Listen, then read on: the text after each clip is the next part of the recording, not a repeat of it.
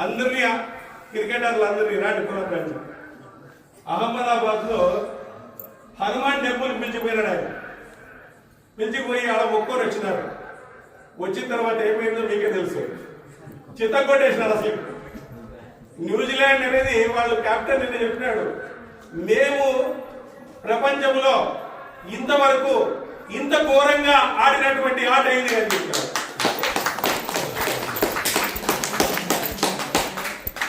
మళ్ళీ కప్పు గెలిచిన తర్వాత మళ్ళీ పిలిచిపోయినాడు, కప్పాడు పెట్టండి అని. ఆంజనేయ స్వామి పెట్టేసి మంగళాన్ని చేయించుకుని వచ్చినాడు. ఇది ఆంజనేయ స్వామి బలం అంటే. ఆంజనేయ స్వామి బలం అంటే విశ్వానికి విజేతలైనాం. ఇంక రాముడి సంకల్పం ఉంటే ఈ ప్రపంచానికి గురువు అవుతాం మనం. ఈ ప్రపంచానికి గురువు కావాలి అంటే అది భారతదేశం నుంచే అవుతుంది అని పెద్ద పెద్ద వాళ్ళు ఇప్పుడు తెలుసుకుంటారు. పెద్ద పెద్ద క్రికెటర్లు, పెద్ద పెద్ద వాళ్ళు తెలుసుకుంటున్నారు భారతదేశం యొక్క మూలాల్ని. ఇప్పుడు ప్రపంచంలో ఏం జరుగుతుంది, యుద్ధం జరుగుతుంది. వాళ్ళు అనుకుంటున్నారంట ఊరికే ఆనందం వస్తుందో ఈ దేశాలకి, హాయిగా ఆనందంగా ఉండేవాళ్ళం మేము, మన దేశంలో ఉంటే బాగుంటాండి అని చెప్పేసి ఇప్పుడు అనుకుంటున్నారంట వాళ్ళంతా. ఊరికే ఆనందం వస్తుపోయి వచ్చి ఆస్తులు పెట్టుకున్నాము, ఇల్లు పట్టుకున్నామని కొంతమంది ఇల్లు అమ్మేసి వచ్చేస్తున్నారు. మన ఇండియన్స్ అంతా వచ్చేస్తున్నారు. అందరూ ఈ దేశాలు వద్దు, ఈ సంస్కృతి వద్దు, ఏది వద్దు అని చెప్పేసి ఆ విధంగా అయిపోయినారు. అందువల్ల హిందూ సంస్కృతిని కాపాడాలి అంటే మీరే మహిళా మనులు చాలా తీసుకోవాలా, బాధ్యత తీసుకోవాలా. ఎందుకంటే మీ పిల్లవాళ్ళకి కట్టు బొట్టు సాంప్రదాయం చూపించాలా. కానీ ఏం చేస్తాం, దురదృష్టవశాత్తు ఏమైపోయినారు, మగవాళ్ళంతా డబ్బు సంపాదన పరిమితం అయిపోయినారు, ఆడవాళ్ళంతా సీరియల్ పరిమితం అయిపోయినారు. ఆడవాళ్ళంతా సీరియల్స్ అడిక్ట్ అయిపోయినారు, మగవాళ్ళంతా సాయంత్రం వెంటనే డబ్బు సంపాదనకు వెళ్ళిపోతున్నారు. ఇంత దురదృష్టము మన దేశంలో వచ్చింది. ఈరోజు సీరియల్ నుంచి సీరియస్ గా చూడొద్దమ్మా, వాటిలో అవి యాక్ట్ చేసినవి తప్ప నిజమైనవి కావు. మన పిల్లలకి సంస్కృతి నేర్పించండి. సాయంత్రం అయితేనే అందులో ఫోటో పెట్టుకొని కనీసము కొన్ని శ్లోకాలను చదవడము, వాళ్ళకి కట్టు బొట్టు సాంప్రదాయం నేర్పించడము. శ్రీరాముడు అంటే ఎవరు, శ్రీకృష్ణుడు అంటే ఎవరు, భగవద్గీత అంటే ఏమిటి అని మీకు తెలిసినటువంటి పద్ధతుల్లో వాళ్ళ పిల్లలకు చెప్పండి. ఎందుకంటే ఈరోజు మన సంస్కృతి గురించి చెప్పేటువంటి వాళ్ళు చాలా తక్కువగా ఉన్నారు. కారణం ఏమంటే స్కూల్లో చెప్పరు, ఇంట్లో చెప్పరు, మరి ఎక్కడ నేర్చుకుంటారు చెప్పండి.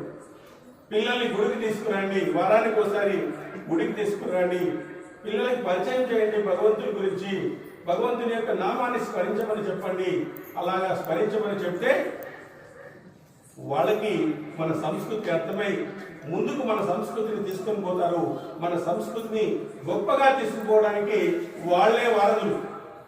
వాళ్ళని మనం పోగొట్టుకున్నామంటే వాళ్ళు ఏదో మతాల్లో చేరిపోతారు. లాస్ట్ అట్రాక్టివ్ మతాల్లో ఈరోజు ఎలా కాసుకున్నారంటే హిందూ సంస్కృతిని నాశనం చేయాలని ఉన్నారు. ఎందుకు? హిందూ సంస్కృతి వల్ల ఆరోగ్యం బాగుంటుంది. ఆరోగ్యం ఎందుకు బాగుంటుంది?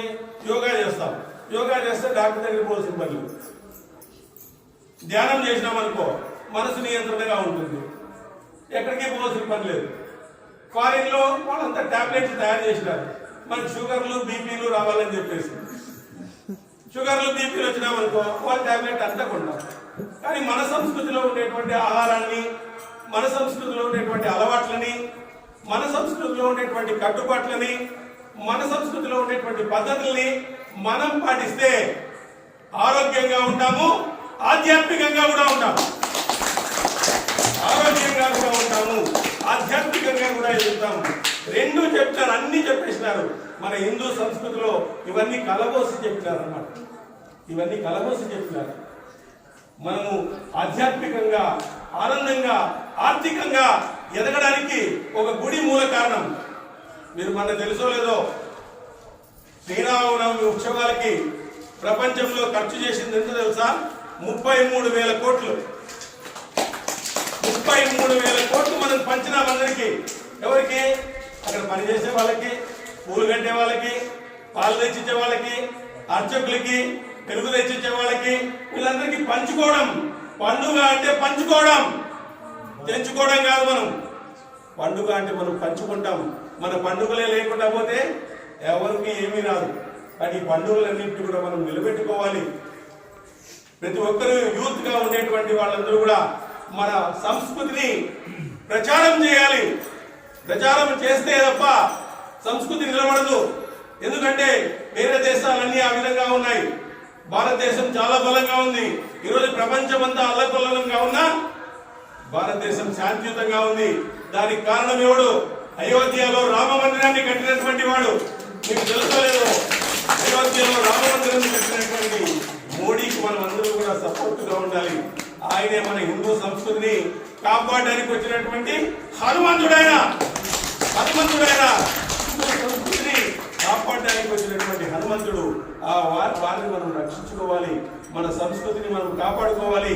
అందరూ కూడా మీ యొక్క ఏ పద్ధతులైనా కానీ మీరందరూ ఏ పద్ధతులైనా ఇంట్లో పాటించండి. బయటకు వస్తే మనమంతా హిందువులం అని చెప్పాలా? మనమంతా హిందువులం, మనమంతా బంధువులం, మనంతా ఒకటే కులం, అది హిందూ కులం అని చెప్పేసి ఆ విధంగా చాటి చెప్పాలి. అప్పుడే మన హిందూ సంస్కృతి నిలబడుతుంది. కాబట్టి మీరందరూ సీనియర్లు చూసేది తగ్గించేసి మాంగళ్యానికి మరొకటి వెలుగు రేఖలు ఇలాంటివన్నీ కూడా చుట్టు చేసి వెలుగు భారతదేశానికి రండి. సీరియల్ కాదు తేవాల్సింది మీరు, సీరియల్ కాదు. ఎందుకంటే మానవ జన్మలో భగవంతుడు జంతువులకు లేనటువంటి అవకాశాన్ని మనకి ఇచ్చినాడు. ఒక ఆవు గోవింద అనలేదు, ఒక కుక్క రామ అనలేదు, కానీ మనకి అనేటువంటి అవకాశం ఇచ్చింది. మనకు వివేకాన్ని ఇచ్చినాడు. ఏది మంచిది ఏది చెడు అనేటువంటిది తెలుసుకోవడానికి ఒక వివేకాన్ని ఇచ్చినాడు భగవంతుడు. మరి ఈరోజు మనం ఏం చేస్తున్నాం?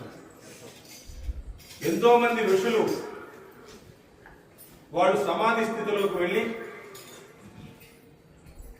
వాళ్ళు ఎన్నో ఏళ్లుగా ధ్యానం చేసి ఈ భూమండలానికి ఆధారమైనటువంటి భగవంతుని కనుక్కున్నారు. వాళ్ళు ఎన్ని సాధనలు చేస్తే తప్ప ఈ భగవంతుని కనుక్కోలేకుండా పోయినారు. భగవంతుని నుంచి స్వరాలు వినపడినాయి, అదే మంత్రాలు. అవి గుర్తుకు పెట్టుకొని మళ్ళీ రాసుకున్నారు. రాసేకి లేదు, ఫాస్ట్ గా వస్తుంది వేదం అంతా కూడా. ఆ వేదాలు చదవడానికి మనకెవరికి అధికారం లేదు. కానీ ఆ వేదమే రామాయణమై వచ్చింది. వేద వేద్యే పరే పుంచే,